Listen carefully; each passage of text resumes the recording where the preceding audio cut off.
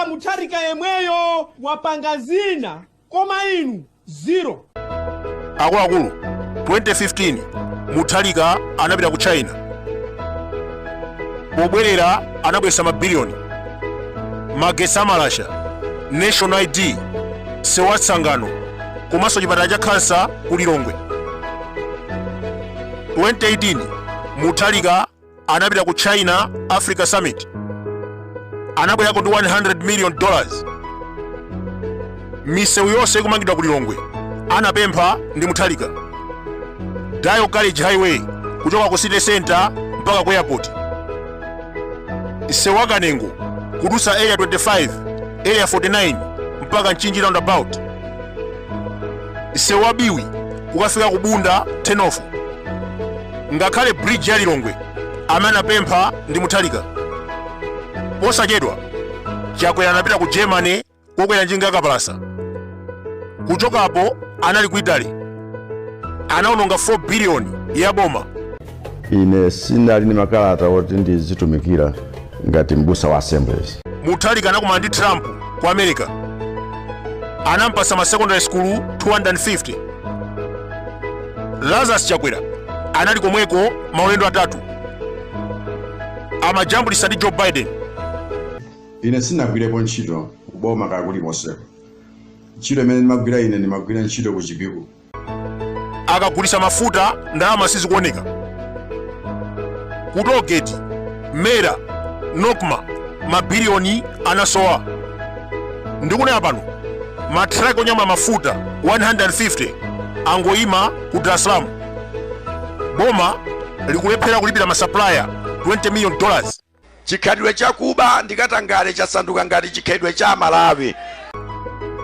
President Chakwera anasegula maakaunti kumaiko kunja. Forex yonse ikuthera kumeneko. Tikukumbukira mwezi wa August anatenga anthu 70 kupita ku Mozambique. Ndalama zimene anaononga 1 billion kwacha.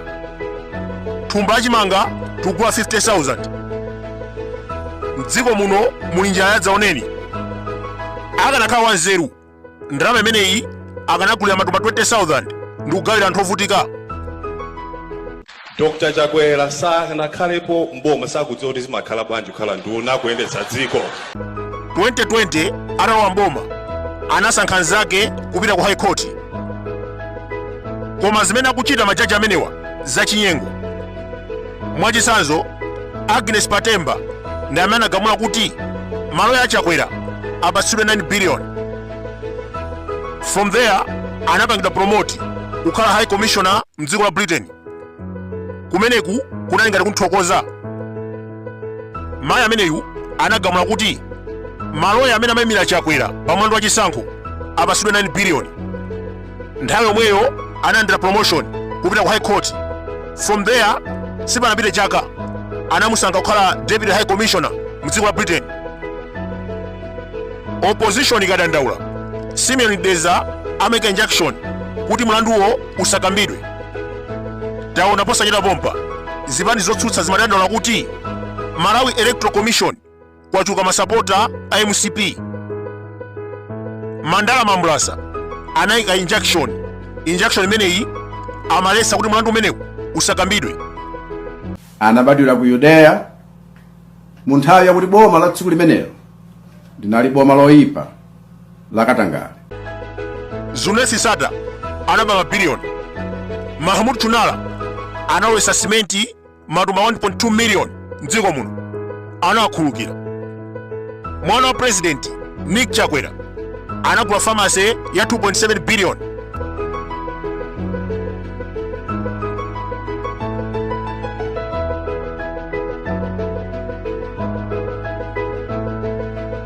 Chief of Staff wa Chakwera analandira bezi kuchokera kwa Sata. Sanamangidwe.